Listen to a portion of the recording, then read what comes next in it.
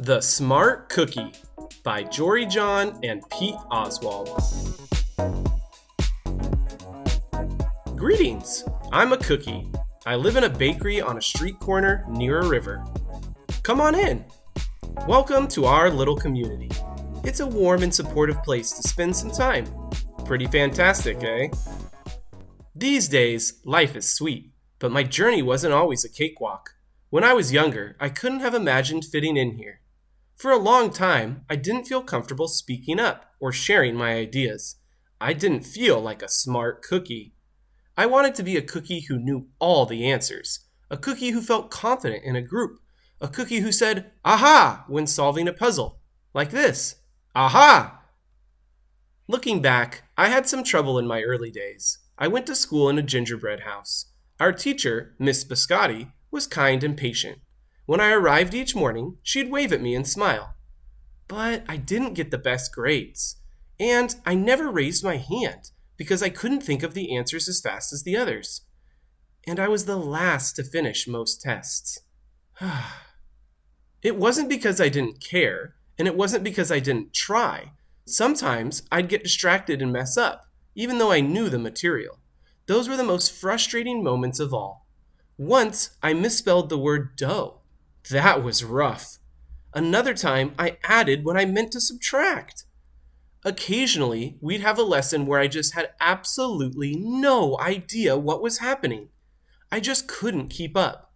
I imagined that my desk was a raft and that I was completely lost at sea, because that's what it felt like.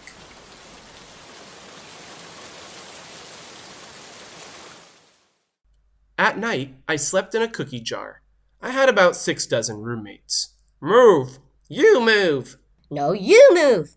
No, you move! No, you move! I'd stay awake and stare out the window and worry.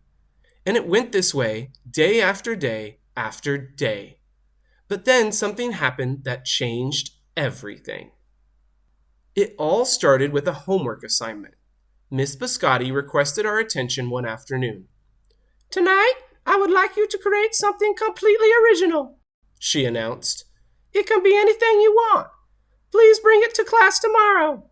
That was it. There was no further instructions. Miss Biscotti winked at me as I gathered my belongings. I felt like I had a million butterflies in my stomach. Create anything? Something original?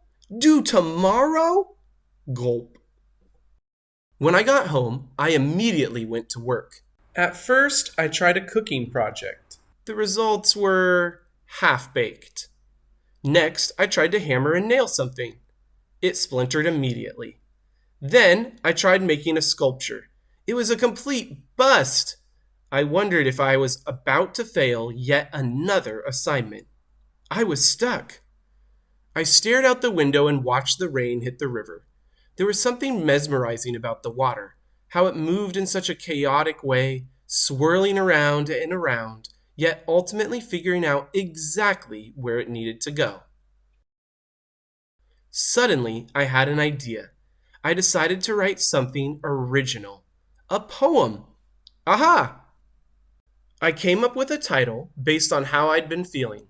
My Crummy Days. After that, the rest of it seemed to fall into place. I wrote, and I wrote. I lost track of time. An hour went by in a flash.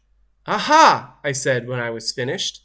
I couldn't sleep that night, but it wasn't because I was worried. It was because I was excited. I felt like I had finally accomplished something.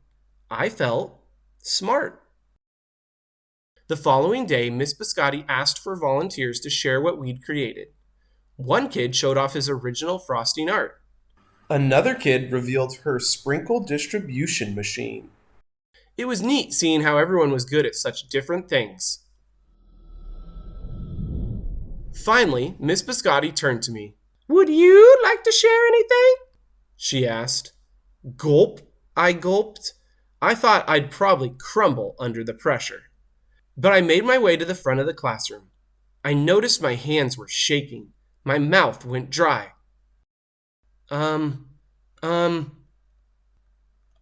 This poem is called My Crummy Days, I said, my voice cracking. Then I read it aloud.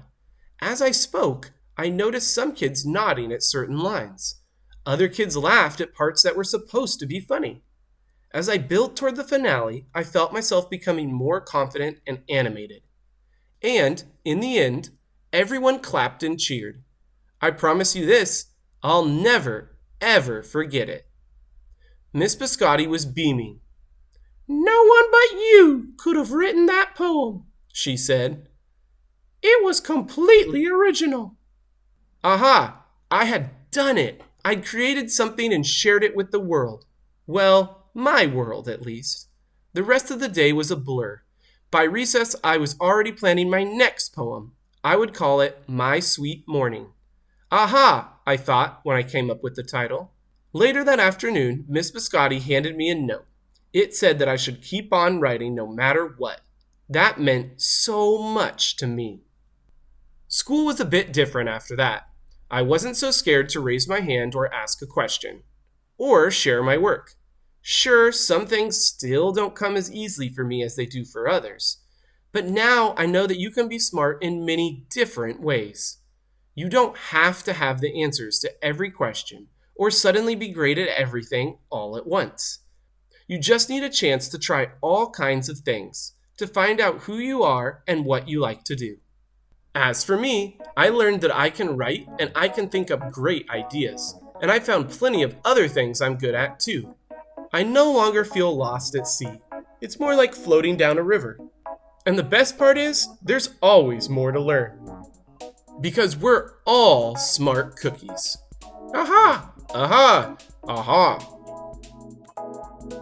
The end. Thanks for watching. Stay tuned for our brain break dance party.